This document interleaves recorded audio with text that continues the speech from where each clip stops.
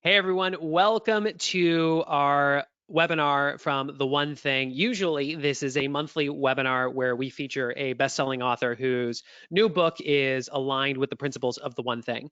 Considering everything that is going on in the world right now with the coronavirus, I think all of you have felt the need to make a pivot. You know, we are all the old ways that we were doing things are no longer viable, and there have been so many questions from people in our Living Your One Thing community about, hey, my one thing is no longer my one thing. How do I pivot to my new one thing? And so today, that is what we are here to talk about. So I'm your co-host Jeff Woods. And I'm Kaylin Less. So Kaylin, give us a little bit of a sense of what's been going through your mind over the past few weeks.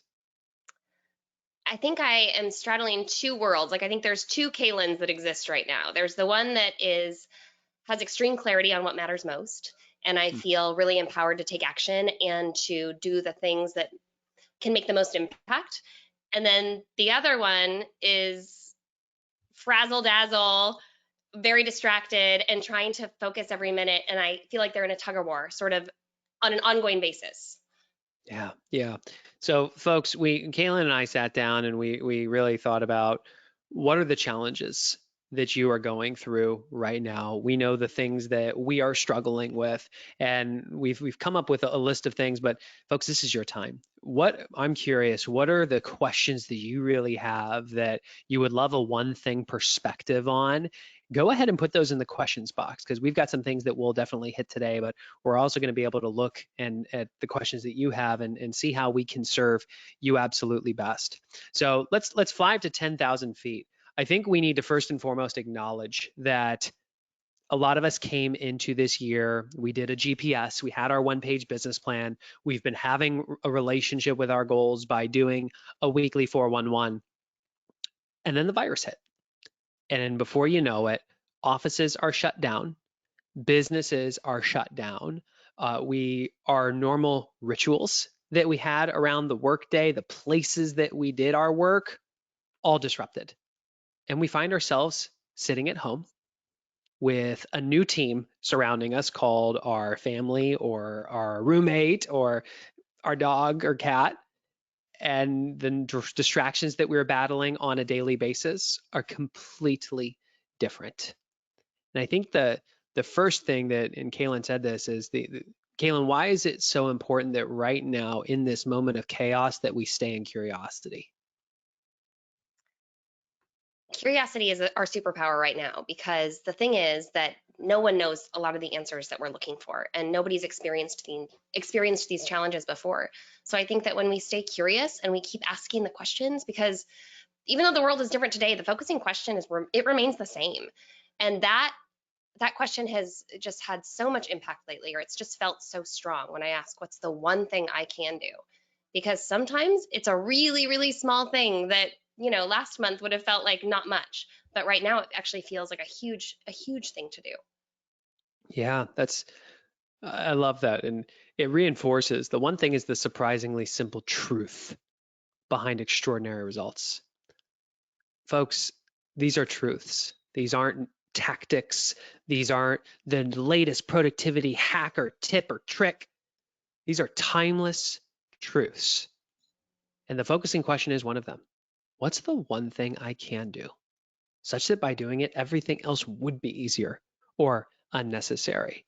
And I think I've been, this week, a lot of my time has been invested with a core group of people who are going through our certification process to become ambassadors to the brand so they can go out and train on it.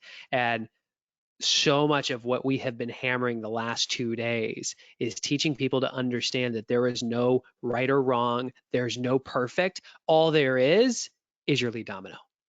There's that one thing that you can do that if you can knock that down because your dominoes are lined up, everything else becomes easier or unnecessary. And so when you think about the challenges that you put in the questions box, I would ask you, what is the one thing you can do to overcome that?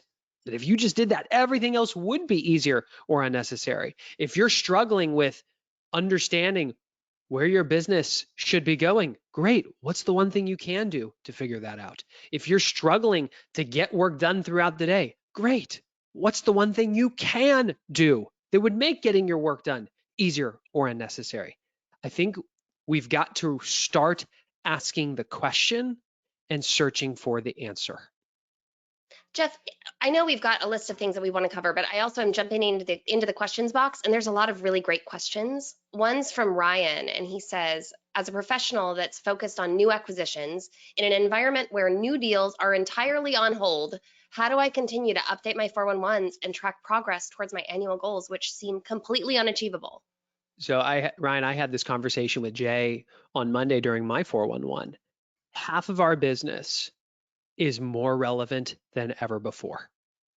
Our Living Your One Thing community just became infinitely more relevant because every single person right now is lacking clarity. Everybody is struggling with a lack of control, and everybody has been disconnected from their community. And they need those three things, clarity, control, and community, to truly feel the sense of accomplishment. And that's what we deliver in there. So that is doing amazingly well. But the other half of our business, we had an event scheduled. We were about to launch it to all of you, the Productive Summit. It was going to be in Seattle at the end of May. Guess what? It's no longer happening. Our corporate training business, a lot of it is on hold, at least the way that we used to do it, because guess what? We're not allowed to gather. I'm not getting on a plane right now.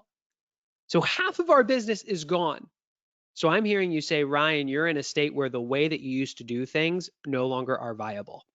And I think this is where we have to, what the advice Jay gave to me is to do what they covered in the book Shift. He and Gary wrote a book called Shift that is about how you can really perform during tough times. And part of this is the things that you used to do from a lead generation standpoint, Ryan, you're still going to do the activities, but it's not for the sake of closing business. It's for the sake of protecting the business that you've got. To look at your customer base, to call them, to say, how are you doing? What's going on in your world? How can I help you? What are the things you're struggling with? And what can I do to help? This is the time to build a fortress around your business. It's not about new acquisition. This is about investing in the relationships that you have, because what's going to happen for all of us, regardless of industry, there are going to be players that are going to go out of business. But it's going to be the players that build the fortress around the business that they have and nurture those relationships that when we come out of this are going to emerge even stronger. Jay asked me the question, what other training companies do we know that we confidently think are going to come out of this stronger than they went into, that are going to take market share?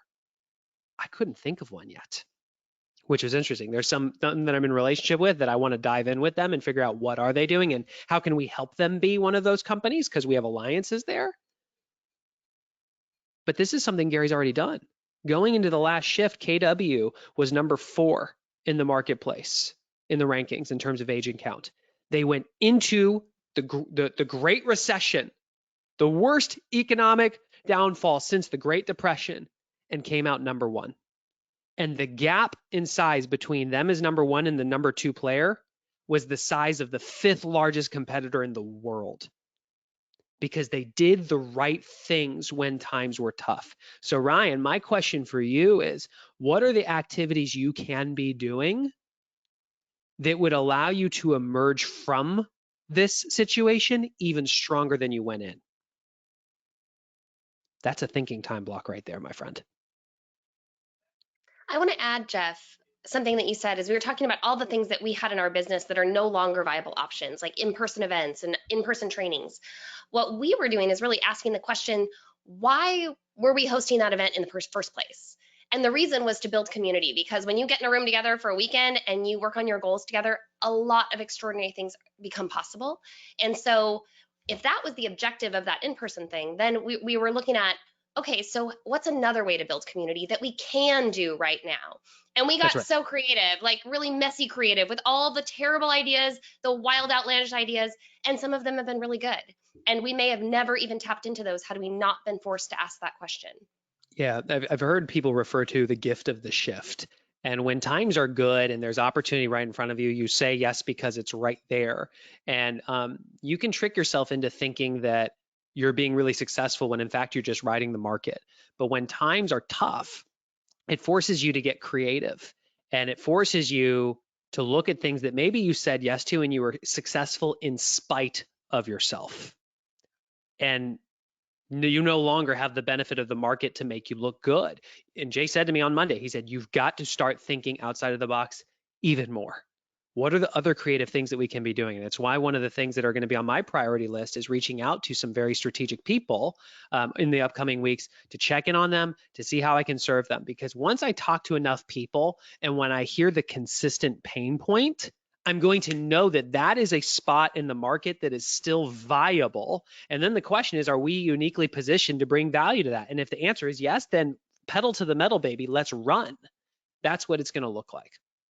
So I want to flip this question back to the community, because what we're doing in our business, you're probably doing in yours. And so ask yourself, of all the areas of your business and the revenue streams and the doors that have been shut, what was that part of your business for? And how can you find a creative solution that can meet that objective, even though the pathway is different and maybe it's muddy and maybe actually you're not sure it'll work, but at least give it a shot, because you might surprise yourself at what's possible. Yeah. It's Jeff, good. what else in I'm terms of writing that down staying because I'm doing a thinking time block on that myself. curious to gain clarity, we like that process. How do you stay curious when you're feeling pretty overwhelmed? I think you got to go smaller. You know, we say this all the time. Think big, go small, trust the dominoes will fall. We're with you, by the way. That feeling of overwhelm. I mean, this happened gradually, then suddenly. And it's in those moments that you have to go, great. If I am feeling overwhelmed, it's because there is so much in my head that it is literally overwhelming me. So let's go smaller. Well, what's the one thing I can do to get more clarity? I can update my GPS. I mean, I saw it in a message with Jay this morning that the business plans that we had for this year are gone. He literally said to me, I've divorced you from any goals you had set for this year. So don't feel like you have to go and deliver what you said you were going to deliver. Build a great business. Come back to me with your plan for how you're going to come out of this even stronger and take more market share. What are the things we need to do to make sure that we don't lose any customers, that we keep the customers we've got, and that we serve them so well and build so much goodwill that we come out of this infinitely bigger.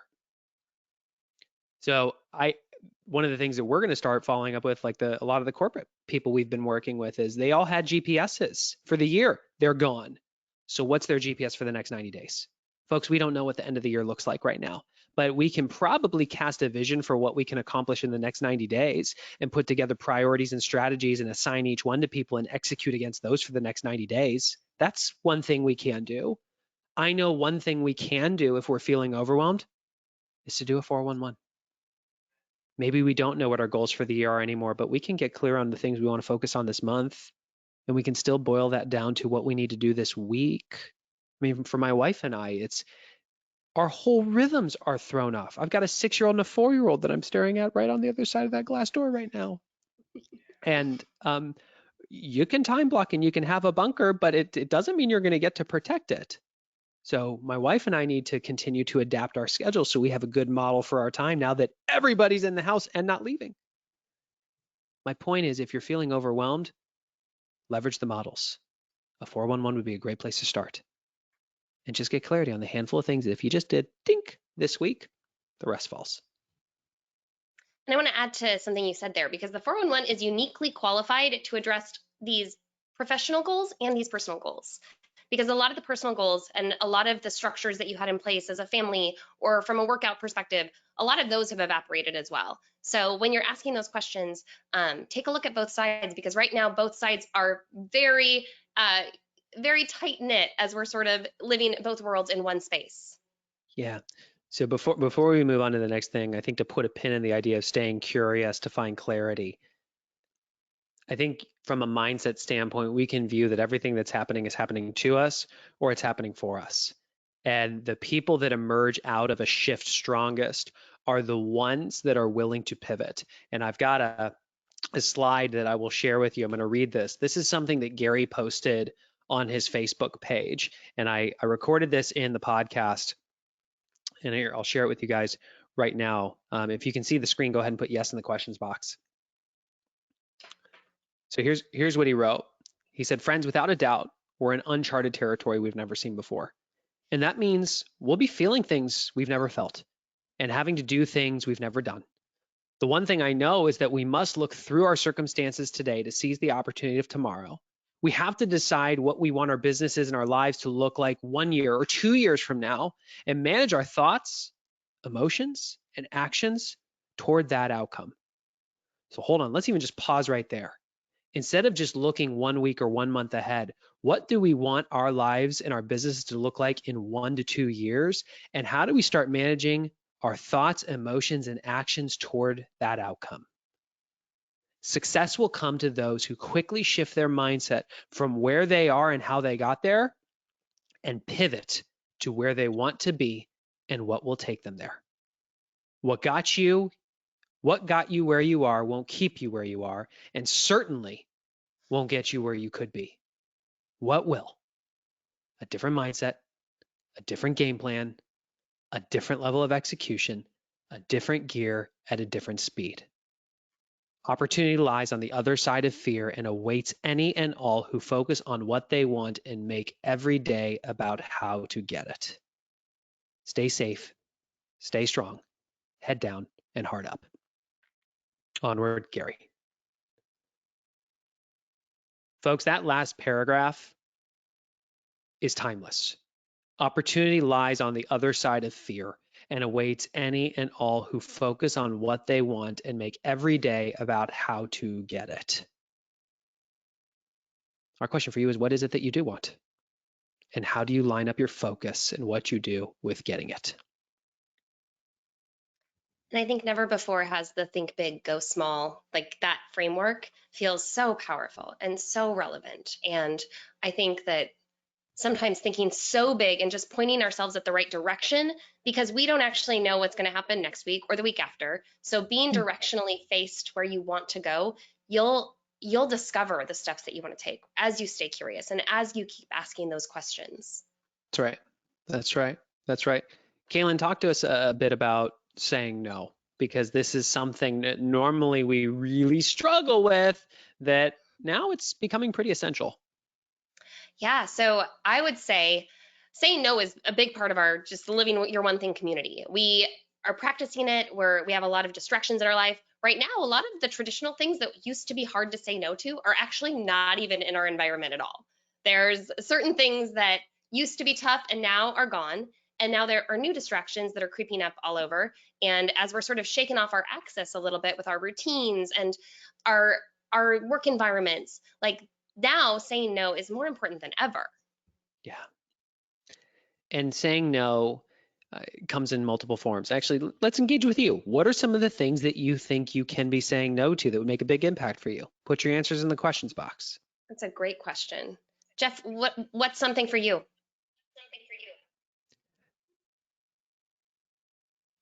One that became easy to say was we had stuff on our GPS that was very growth oriented, but was not core to the business. And it became very easy to say no to those things. Some other things that I am choosing to say no to, and this is a perfect example. Hold on, stay right here, honey. Saying no to my emotions in certain times. Like normally I could get so upset if I'm in the middle of a time block and my cute daughter comes in because it's a distract. Like I'm doing my one thing, I'm doing a live webinar, and I'm choosing to say no to that emotion to saying yes to the fact that I've got a moment to teach her what I'm doing right now. I've got a moment to engage with my child to make her feel like she's a part of something bigger. Like I'm lining those dominoes up. And then there's also the expenses. Like now's the time to tighten the belt and to look at, we don't know what the future is going to hold. So let's cut expenses right now and treat our business like it's in trouble so it's never in trouble. Yeah. I see some of it you guys are saying you've got a lot of great things like saying no to ignoring time blocks, saying no to volunteer opportunities because there's a lot of people that need help right now. Mainstream news, amen. Amen. Saying no to shiny objects. There's a lot right now that because our environment has shifted so dramatically, like new things feel even more exciting because it's like, oh, maybe that could bring me some groundedness or that could bring me some excitement when everything else feels a little bit daunting. Now the Yeah. other one wants to say hi, Dean. Saying no to drama. Buddy, you can't mess with all So my just to stuff. sum that up, I think that the biggest things we can say no to are we've got just eliminating what doesn't matter, like getting really clear on what does matter and saying no to everything else. That is a principle of the one thing that we've always had. It's just a matter of right now, it feels more crucial than ever. Yeah. Set boundaries with things that don't serve you. So if news is not serving you 24 hours a day, let it serve you for 10 minutes in the morning and maybe 10 minutes at night. Whatever those boundaries are that you need, just set those and honor it. And drop expenses and bad habits. What's cool right now is when your environment shifts so upside down, like topsy turvy, environment change is actually an amazing catalyst for behavior change. We've all changed a lot right now. We've all adjusted and adapted, and that's a testament to how agile we really are.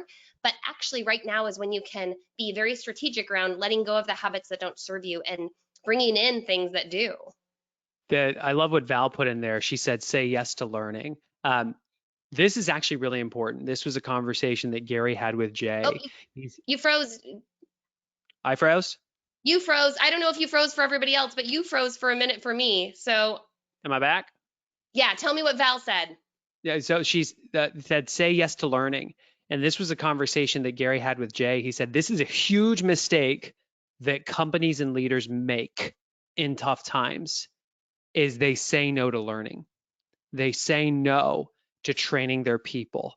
Individuals start saying no to the accountability relationships that they had in their life. And Gary said that's a huge mistake.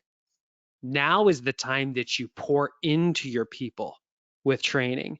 Now is the time you pour into yourself with training. Now is the time when you need those accountability relationships, because when things are hard, it's easy to start getting into our own head. And now more than ever is when you need those things. And that's one of the things we respect about you guys right now. You're here. You're investing in your learning right now. And so we honor and respect you for that. Yeah, I have to say the one thing that I did invest in, I bought a bunch of books this last week because I was just craving new ideas because I need to shake up my mindset. And sometimes new ideas can give you that like glimmer of a spark that makes everything you do know just make more sense. So yeah, investing in your learning, it's perfect. Yeah. Let's talk a little bit about time blocking, because I think this is time blocking is the one thing, right? Scheduling time with yourself to doing what's most important. And how many of you feel like your time blocks have been just rocked? If so, go ahead and put me in the questions box. Me. Yeah. How many of you find yourself struggling more than ever to actually protect your time blocks? Funny, Jeff. So hard to do with the family around. Yeah, and I mean, the bunker has exploded totally. And this is where I think we have to give ourselves some grace, guys. Kaylin brought it up at the beginning. The focusing question is more relevant than ever. What's the one thing you can do? Do you think it's realistic to hold yourself to the standard that you're going to have time blocks all day long and perfectly honor them? The truth is, you didn't do it when you were able to go to the office. Why would you expect to be able to do it now when the family's around? I mean, you literally in the last 24 minutes saw both of my kids run in here. In a live webinar. This is like the 1 hour a day when my wife is really on duty, and the bunker got blown up in both those times. And I'll just reinforce, I am that guy that normally that would really frustrate me. And in these moments, I have just chosen to view that as an opportunity. How many of you heard the podcast episode that went live this Monday where you got to hear Daphne and I talking about Rich Dad, Poor Dad? If so, put me in the questions box. Yeah, I mean, she's 6 and she's like telling us the difference between an asset and a liability. And like, she loves to play the game when we were able to go and drive around. She's like, Daddy, ask me what's an asset and a liability. And like, it's our little game now. But that happened because she came into my bunker when I was doing my one thing. And instead of getting angry, I saw an opportunity. And so I think for all of us, stuff's going to get messed up. And in that, there is an opportunity. The question is, are you looking for it? I want to bring in what Audrey said that it resonated with me in a lot of ways, but she said that as we're managing our time blocks, what we really need is grace and communication.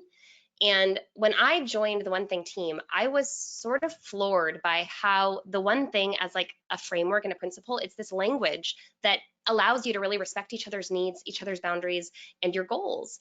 And now more than ever, I feel like as families, like learning how to speak that language and say, hey, I'm doing my one thing right now. What's your one thing, Daphne? Or my partner Brent is in the other room, like, this is my one thing. But how can I respect his one thing while also getting my things done? And so learning how to talk about that with each other, it's such a rich tool that I'm excited for you to see what it can do in your family. Yeah, and we see this every year when we host our couples goal setting retreat, but these couples sitting down and trying to get alignment, this is forcing it. I mean, if you live with a family, you're suddenly forced to be aligned on your schedule. And for those of you that have kids, it's like the kids are not in school. And if both parents have jobs, like you are really having to figure out who is owning which piece and how do we actually work together. And if you're feeling an immense amount of stress and tension there, I would ask, what do your conversations look like? What's your model for your time? Can you create a model for what the schedule needs to look like and who's on duty at what time and what time are you taking a family break and doing a family walk or having a meal and what are the activities that you can come up with for the kids to occupy them when both of you do need to be getting work done? I mean, you've got to sit down and start having the conversations. Yeah.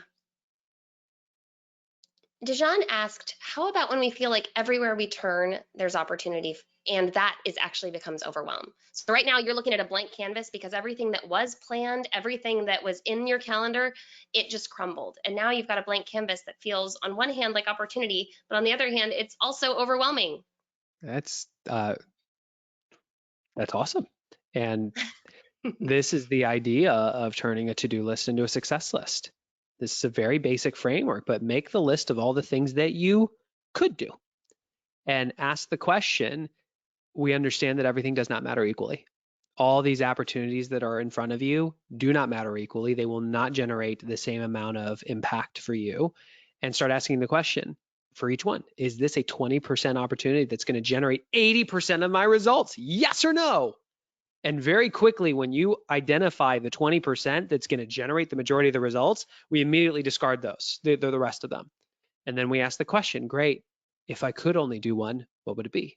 Should I earn the right to do another? What would it be? Should I earn the right to do another? What would it be? I mean, our last two, we have what we call a tactical meeting inside our company, which is when the whole team comes together to talk about really big strategic things. And we've been going through the exact same thing. There are all these things we could do to pour into our members and guide them and serve them through this challenging time. And we identified the 20% and then had to stack rank them by the scale of impact that could be delivered and how much time and cost would be and complexity there would be to delivering that impact. Because we want to deliver something that's highly impactful with minimal friction and minimal cost that we can execute right away. That's how we've been doing it. And one of the things that we identified, which really brings up the next point, is that when we help our community form strong habits, they are more equipped to do their one thing. And so the one thing that we can do is like just support and facilitate habit formation as a community because it is such a powerful tool and it can ground you in times of uncertainty. Yeah. And this is, folks, we will make a strong suggestion to you that right now, considering there is so much going on in the world that is not within our control, there is one thing that we have absolute control over that will decide our future. FM Alexander says that people do not decide their futures. They decide their habits, and their habits decide their futures. I firmly believe you are one habit away from achieving an extraordinary result. Every single one of us has habits that we have formed consciously or unconsciously, and a lot of it was designed about the way that we used to operate. Well, we have no idea how long we're going to be operating under these circumstances. But let's just assume that we're going to be here for a while. And why not form a habit that would guarantee that we come out of this even stronger. Every single one of us has the capacity to choose one thing that is a little 2-inch domino that is so small that with the flick of a finger, effortlessly it would fall. And if we did that every day for roughly the next 66 days, we would actually form a habit, and the things that are causing so much stress and friction in our life would suddenly melt away because it would be habitual. How And many the of you would be willing to go on a 66-day challenge with us? If so, go ahead, put the number 66 in the questions box. yes. I agree, folks. I mean, when we look at coming into this year, we really ask the question when we work with our Living Your One Thing community, what was the one thing we could do to support them? And Kayla made a great point. Like, if we can help somebody truly form a powerful habit, like it changes their life. And walk through what we found out after our first 66-day challenge that we did with the community. Well, what was really interesting about this 66-day challenge is we have a lot of data around individuals that are trying to form habits, but we didn't have any information about what it looks like when you form habits as a community. And so we organized our community into small groups, and it was all based on similar habit formation. Like everyone in my group, I had a text group where everybody was in a daily movement. And what became possible was people were encouraging each other. When somebody was feeling like they hit a roadblock, or they wanted to do their one thing, but it just didn't happen, they had a chorus of people chiming in and fighting for their possibilities. And at the end of those 66 days, we realized that basically 74.5% of people were successful in completing the challenge. And that blew our minds. Like that outcome is wildly impressive. And only because we know anecdotally, like most people, they try to form a habit and they fail the first time, sometimes the second time. But when you do it together as a community, it is a chain of accountability that is not easily broken. How many of you have ever attempted a 66-day challenge and failed? If so, put the number 1 in the questions box. Yeah, yeah. My hand goes up too, by the way. So this was staggering to us because it seems really simple. Identify one thing that's really small, do it every day for 66 days. Yet, I mean, looking at this, I mean, I'm literally seeing the majority of you have attempted and failed. And I think it comes back to what Gary says. No one succeeds alone.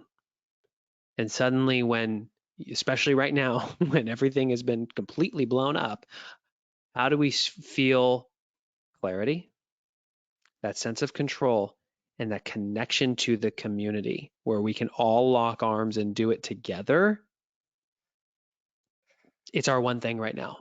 And so what I want to let you know is time block April 6th is the day that we are going to be kicking off our next community 66-day challenge. And every single one of you has the opportunity to join us. You've got 2 options. If you want to just download a 66-day challenge calendar off of our website, by all means, go for it and do it with your family and have an awesome time. And for those of you that want the higher level of support, the support that had almost 75% of people actually completing it, check out theonething.com/habits.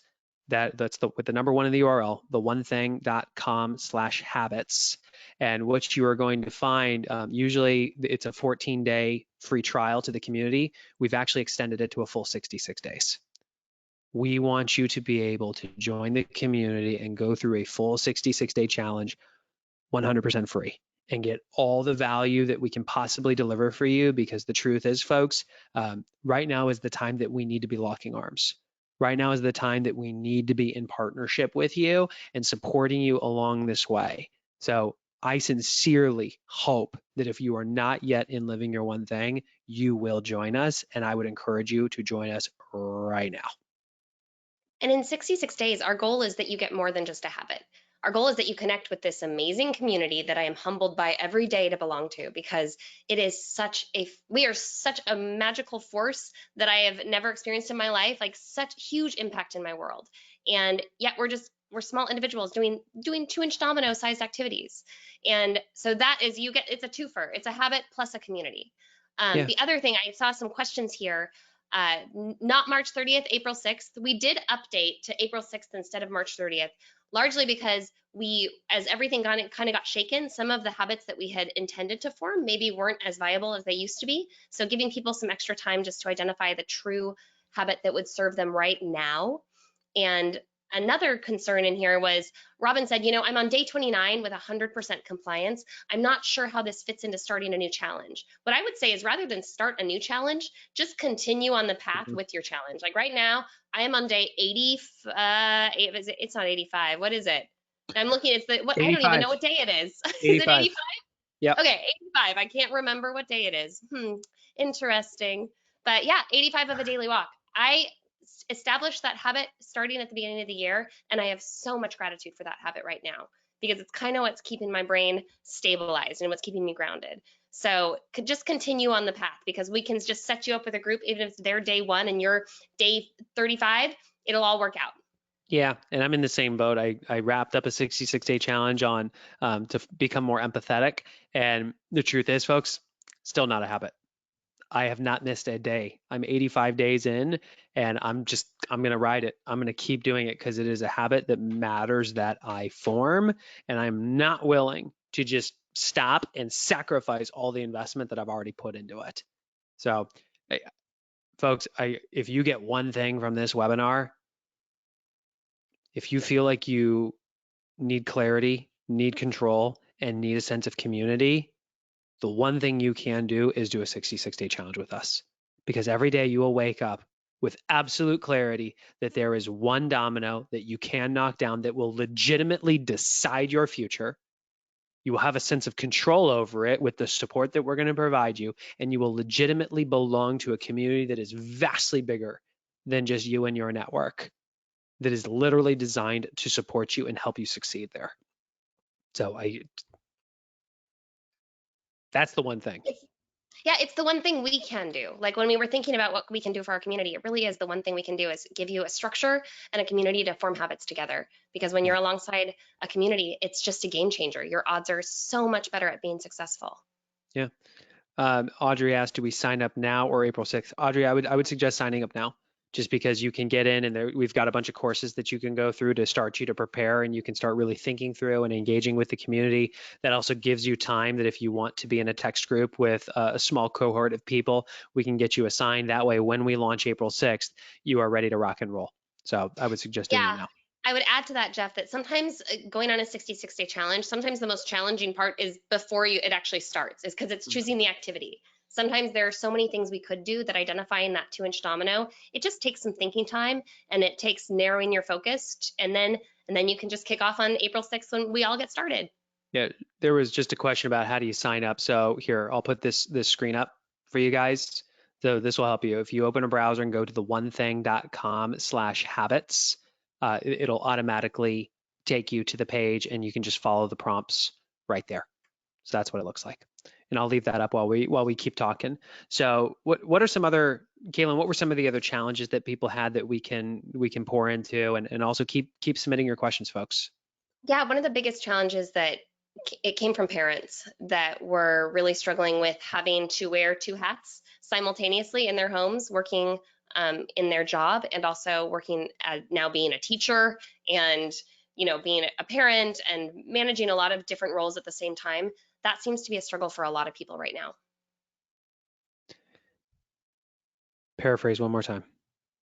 Just wearing multiple hats in the house at the same time. It feels like multitasking is a lie, and we're living it in a big way because people are trying to be parents and employees and leaders and all the things at the same time, which is really tough.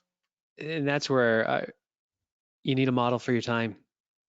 My wife, after 5 days of us being at home during spring break, realized that we had no structure whatsoever, and she came in with a list of what she thought the kids' schedule needed to look like. And that gave me a really good sense of what were the times of the day that she was going to be working and doing schoolwork with them. Like, that's the perfect time for me to go into the office. I've got a 3 to 4 hour window that I can go into the office knowing that my wife is fully engaged and with the kids. And then it's lunchtime, and I know that my wife's going to need a break. So I know that I'm going to have to start building some slack into my schedule where I'm not wall to wall anymore, but that I can be there to provide relief for her and to engage with the kids. And I know when my kids turn into crazy people because they found the sugar and are going to implode, maybe that's not the best time to schedule calls or to do my one thing. So I think you just need to start getting really clear about what are the things that really matter, and the way you used to operate, don't expect you to operate that way anymore. What's the one thing you can do? And start there. And by the way, this model is not etched in stone. It's not forever. Test it this week. I know the model that we had in place for this week, and I can see where the cracks are. And I know this weekend when my wife and I sit down and we do our 411s and we have our family meeting, we're going to make an adjustment to that model for next week. And I'm willing to adjust it the week after and the week after. That's what it looks like, folks. We had a question that's just a practical thing. David says, many people in the community are from Australia. How would time zones work for connecting with others in the community? Great question, because we are an amazingly global community. This last challenge, what we did is we had two separates. We had people that were domestic and then people that were international, and we tried to pair people according to time zones and according to different habits, and WhatsApp worked perfect for that. So for all of our international people, you were connected with a lot of other international people. So one of our community members, John, was like, I would get something at an odd time, like a little note, and he's like, it made me realize how synchronized we were, that when all over the world we were all doing similar things at similar times or at very different times. So there was the world is big and it is small. So we're making it small again. Yeah, exactly. What are some of the other challenges you guys are having right now?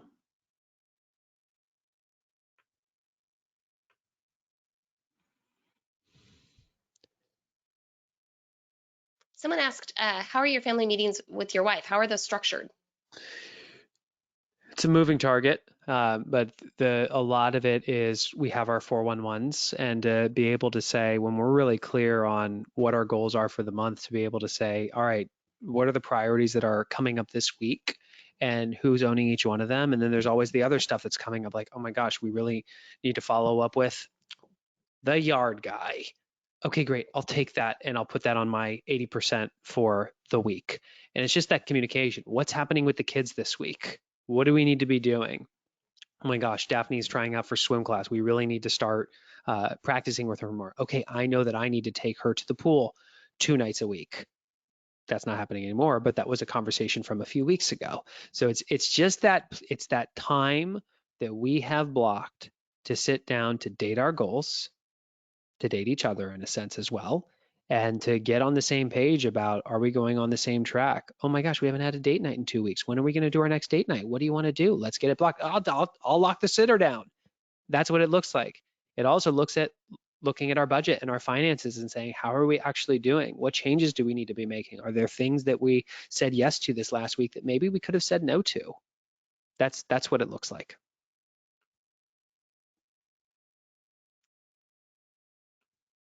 I'm just looking through a lot of these questions. Jeff asks, he says, with everyone trying to add value, like right now, there's a lot of people adding trainings, just like we did, because we said, things have shifted, let's offer some value. Says, I'm inundated with multiple trainings from those that I follow and value. I want to keep learning and growing, but it seems like all I'm doing is bouncing from one training to the next. So how do you manage that when you're faced with, I need to learn some things to make change, but on the flip side, is it coming like a fire hose? Yeah, absolutely. Well, this is something I went through this year. I read a lot of books every year, but it was kind of whatever was exciting in the moment. When I had finished a book and was ready for my next one, I was like, okay, well, let's look at what book I want to read. And this year, Jay really challenged me to come up with a growth plan that he said, he basically said to me, I needed to read at least 4 books on marketing because that's a side of me he wanted to see developed more. And then he said, how many books do you think you could read this year? And I thought to myself, okay, a book a month. And he said, okay, that's interesting. The average millionaire reads 24 books. And I went, I meant 24, Jay. That's how many books I'm going to read. So I came back to him with a list of 24 books that I was going to read this year. And they were by category: marketing, books that will make me a better leader, books that will make me a better husband, books that'll make me a better father. and books that will make me better at living the one thing or running the company behind the one thing. And the books are very lined out. And what's interesting about it is, of course, since then, there's been like 6 other books that I'm like, oh, yeah, I really want to go through that. But when I had my list, I very quickly said, well, great, I've committed to 24 this year. If I say yes to one of these, it means I'm saying no to one of these. Which matters more? Folks, that's just like a GPS. It works the exact same way. And it has made me highly intentional about what I am reading. It's brought incredible clarity to me on, am I choosing to listen to some other podcast or should I be listening to the audiobook right now? It's just being purposeful. Jeff, Chris has a great question about, we talk about pivoting your one thing. They ask, should I pivot my customer audience to include a new wider audience who are affected by this? Or should we just keep to our genius zone, our one thing? Like what are we saying yes to? What are we saying no to?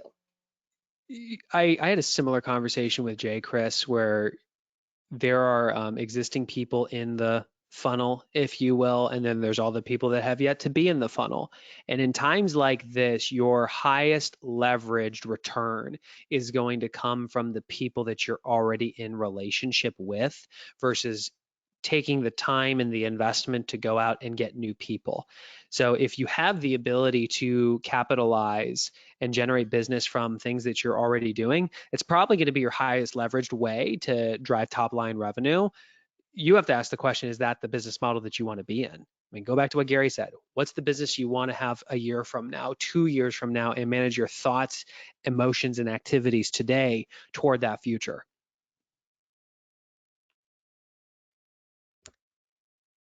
It's a great response.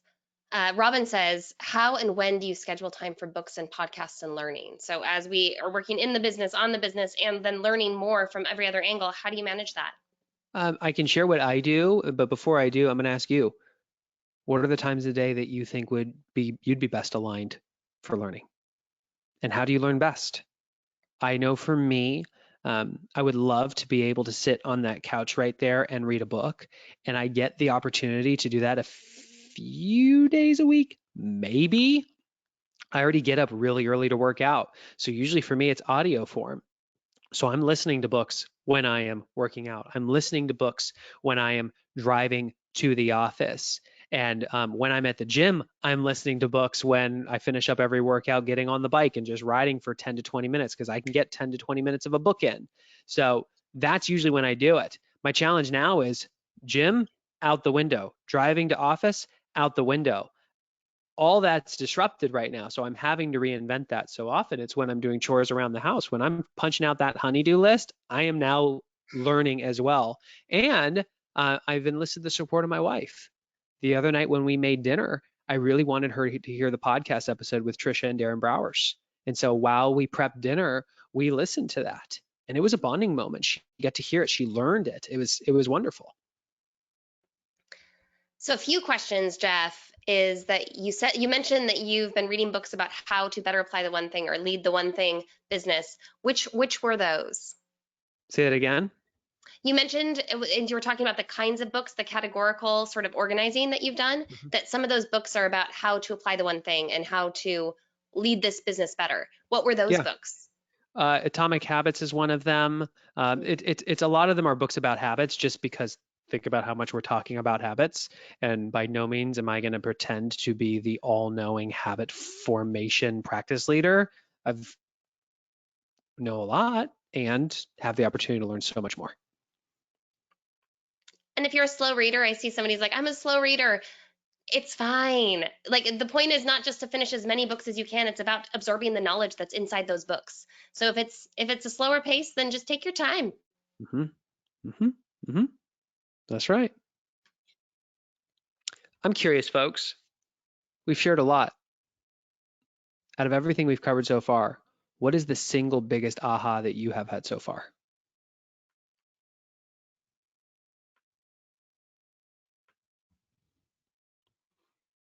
A lot of people want to see the book list. I know, of course they Of do. course. Of course. I just ordered, it's by Ben Horowitz. It's The Hard Thing About Hard Things. I've never read Mm, that before, but just right now, I think that, I mean, I'm reading Shift again. Uh, I just bought it today because yeah, I just, yep, it's the time for that one. yep.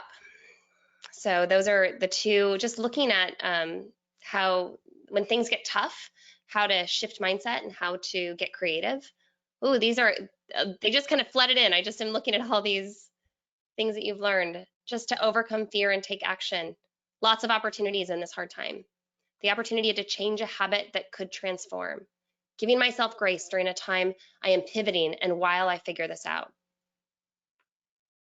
Yeah. 24, yeah, shifting the mindset. Oh, there's your list. Yeah. So I've got more than 24 books on here, but from a marketing side, you can see positioning, 21 immutable laws of marketing. This is marketing, Purple Cow, made to stick, building a story brand under leadership. I reread How to Win Friends and Influence People, and I did that with Daphne. Again, she's 6, and every morning when I drove her to school, which is a half-hour drive, we listened to How to Win Friends and Influence People, and we're listening to Rich Dad Poor Dad now. I read her the one thing every night. 13 Fatal Errors Managers Make and How to Avoid Them is the book that Gary said was the last book he ever needed to read about managing people. So I crushed that one. And there's a lot of books on there. So my daughter was identified with dyslexia, so um, learning more about what dyslexia is and the things that I can do for her to help her grow up with a strong emotional connection to who she is and avoiding a sense of shame. That's what's going on inside the Woods house. Jeff, what's the one thing right now that you're, as we like transition and you said, you're adjusting, you're working on your schedule every day. What's the one thing that you've learned through this? Like the one thing that comes to mind? It it was already our one thing for the year, just around serving the customers that we've got. I am naturally wired to go and get more customers. I come from a sales background, and I love the hunt, if you will, of a deal. And I am not. I'm a hunter. I'm not a farmer. And this has reinforced for me and made incredibly clear that you build a great business by keeping the customers you've got rather than just always going and getting new customers. It is uh, an infinitely better business just to deliver immense amount of value. And it's also just feeling grateful for who we're in business with. I mean, you look at Gary and Jay, and they've really become masters of that. So to have them as partners and guiding what we do, I mean, it's just the future's bright, folks. Future's bright, and it's really cool that we get to do this with you. That this is a community, that we are genuinely changing the way that people view their time. It's a legacy worth leaving for me. Yeah. I'm with you. I think that the two things that I've learned is that we come from a place of research and authority on a lot of living the one thing. Like it's all proven models. And yet we're facing a situation that there's no model for, there's no system for that exists other than the ones we have and trying to apply it to it. Yeah.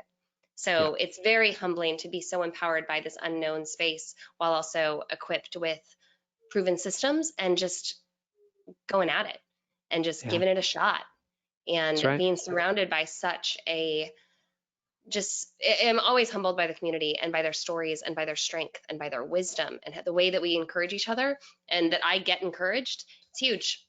It's Yeah. huge. Let's 5 to 10,000 feet, people. The world as we know it has changed. You now have an opportunity and a choice. You can wake up every day and continue to operate the way that you have operated, and you will likely end up spending your time. Or you can acknowledge that it is time to pivot, and you may have a new one thing. And you can become the type of person that will sit down and put a plan in place and get clear on the things that matter most and execute what matters most. And when you do that, you would be investing your time. We teach you how to better invest your time by having a relationship with your goals. so you can achieve extraordinary results. And let's make no mistake about it. You have the opportunity to achieve extraordinary results right now. If you are willing to get on the other side of fear, cast a vision, and manage what you do today in relationship with that goal.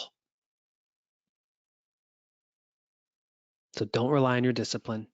Don't rely on your willpower. Join us. Form a habit that will make that future happen. And for those of you that want to join us, it's theonething.com/habits. All right, folks. Normally I would say you got 5 minutes to get to your next meeting, but I got a feeling you might be available. Yeah, thanks for being here, guys. This is such a pleasure to be able to share these conversations with you and to be part of this. So thank you. Hey, I would actually love to do this just because there is so much fear going on right now in the world. What is one thing that you are grateful for about the opportunity in front of us? Go ahead and put that in the questions box. I love it. I'm acknowledging it's time to pivot and giving myself the grace I need right now. I want to invest my time and not just spend it. Thank you, Kristen. That's beautiful. Sue says my optimism. Mark says his golden doodle. God bless the golden doodles, man. Everybody loves a golden doodle. Yeah. Time. Grateful for the golden deal. My daughter made it home from college safe. Yeah. Being home with the family. I'm grateful for life, family time, lower expectations, time for being on this call. Thank you, Pam. The opportunity to pivot to win, a blank slate, time to improve, time to myself and to improve. Yeah, time to focus, time off from the job to focus on the business. Folks, focus there. Focus there. And sincerely, if there is anything we can do to support you, mastery@theonething.com is the email address. We are in partnership with you in good times and in challenging times. And our one thing right now is to come from service. And everything we are doing is with that heart. So if there's anything we can do to stop you, please let us know. And for those of you that are going to be joining us in Living Your One Thing, we are so excited to kick this off with you on April 6th. I have a feeling that when we look back, I mean, we're going to remember this for the rest of our lives. And when we are telling the future generations about this time, I think being able to look back and realize that that was actually a defining moment for us when we were not victims, when we actually chose to empower ourselves and to empower the people around us. You're writing your story right now. What will it be? Thanks so much, folks. We'll see you soon. I don't know how to do it.